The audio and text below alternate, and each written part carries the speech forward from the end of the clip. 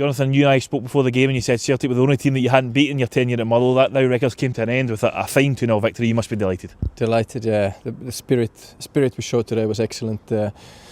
Everything about this game was really, really good. The preparation, the way they followed orders, and everything was spot on. And I'm so pleased for them, as for myself. And I don't think anybody can accuse your team of not deserving it, because I thought, 2-0, 3 points, everybody here would probably come away saying, Motherwell deserved that one.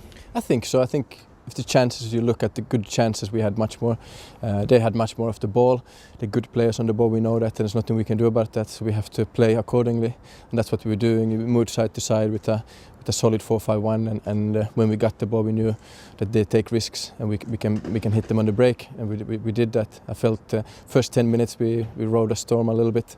I thought Celtic came out really well and had excellent crosses in, but after that I felt for the next 60 minutes I felt we were the better side. Was that the key to make sure you didn't go behind at that period?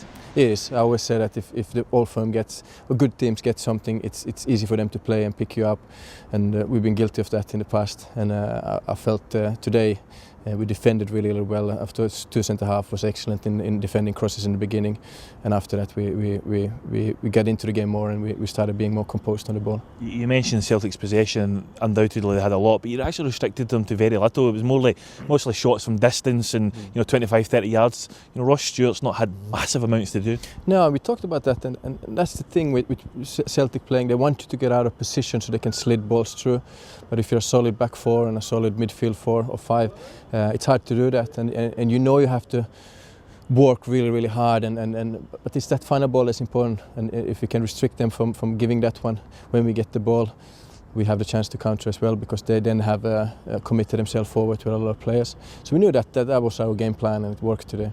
Let's talk about the goals as well. They both came at important times, one right before half-time. Yeah. Dom Thomas comes away and tucks it away superbly well. That must have given you a great push going in at the interval. It was, because it felt a little bit like the cup game. Yeah. I felt the header with Fege just in front of goals, so we missed that.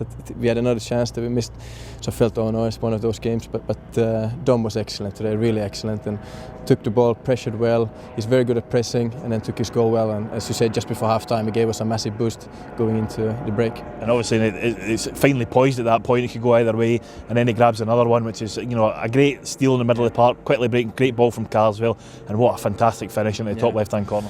Pressing is difficult, and to do it, you can't do it the whole 90 minutes. You have to pick and choose your times to do it, and I said Dom is very good at it, Cads is very good at it, and we have a few good players that are pressing, and we won the ball again high up, and then again some great composure and a great finish for the 2-0, and then I think we could have had a third, and unfortunately we didn't. Yeah, you lean on to the next question. It's fantastic. You as a striker, you'd probably looking at your striker to finish that, but I suppose you've got to give some credit to Fazan, the Celtic goalkeeper. It's a phenomenal save. It's a fantastic save, and it's a fantastic attack from us.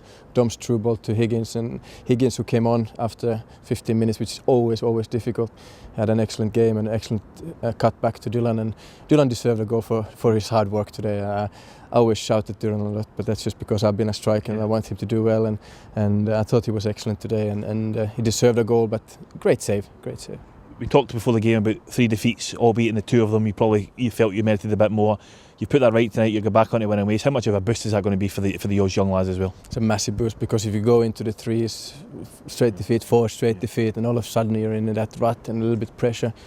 So it was an excellent performance, and against Celtic, against a good team. They had a few first teamers as well, so everybody will be buzzing, and I'll have to take them down to earth tomorrow. Yeah, I was going to say, you have to, but as well, you'll be hoping they can kick on from here, because it's important to win games, but it's also, you always talk about consistency, you always talk about doing it week in and week out, and that'll be the challenge I'm sure you'll set out to them now.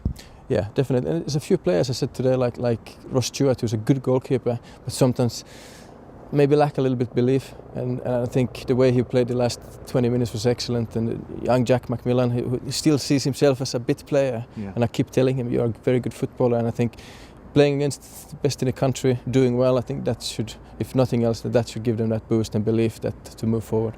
Jonathan, congratulations. Thank you.